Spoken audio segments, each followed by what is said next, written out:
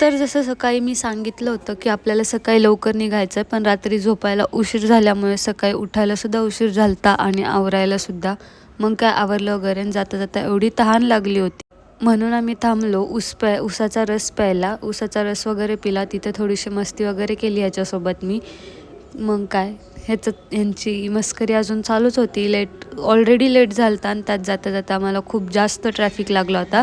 त्यानंतर आम्ही तिथे पोहोचलो वगैरे आणि नंतर सगळ्यांसोबत परत साखरपुड्याच्या स्थळी जाण्यासाठी निघालो. जाता जाता मिसळपाव वगैरे खाल्ला आणि आम्ही एवढा सगळ्या जणी दिसतोय. यातली नवरी कोण आहे ओळखा बघू आणि मला कमेंट करून सांगा.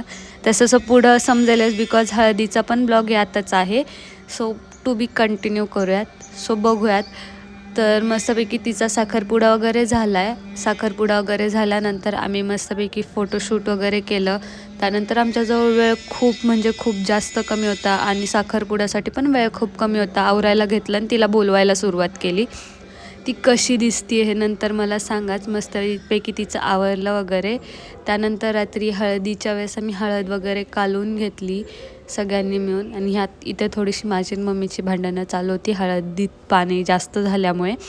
त्यानंतर मस्तपैकी हळद वगैरे लावली, हळद वगैरे खेळून झाली आणि त्यानंतर आम्ही एवढी मज्जा केली, एवढे नाचलो आहे ना की आम्ही सांगू शकत नाही. हळद वगैरे नाचवली, सगळ्या गोष्टी त्यांना खूप एन्जॉय केला आम्ही. आणि काय नाही, तसं बोललं तर गावाकडच्या लग्नांमध्ये जी मजा आणि मस्ती असते ना, ती आपल्याकडे शहरात लग्न करताना एवढी येत नाही.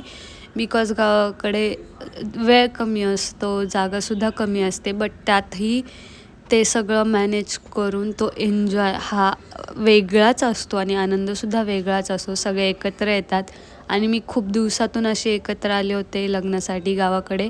बिकॉज मी जास्त तर पप्पांच्या इकडे जात नाही आणि आज माझ्या बारक्या चुलत बहिणीचं लग्न होतं.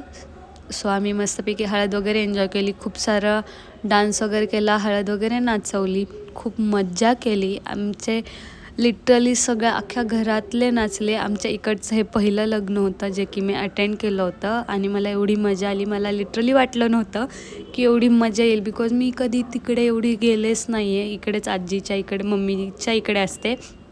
त्यामुळे मस्तपैकी आमची नवरीबाई पण नाचली. तिला पण खूप नाचायची इच्छा होती, म्हणून आम्ही शेवटी तिला सगळ्यांपासून ओढून वगैरे आणलं. असं होता हळदीचा दिवस. बघूयात उद्या काय होते. Bye bye.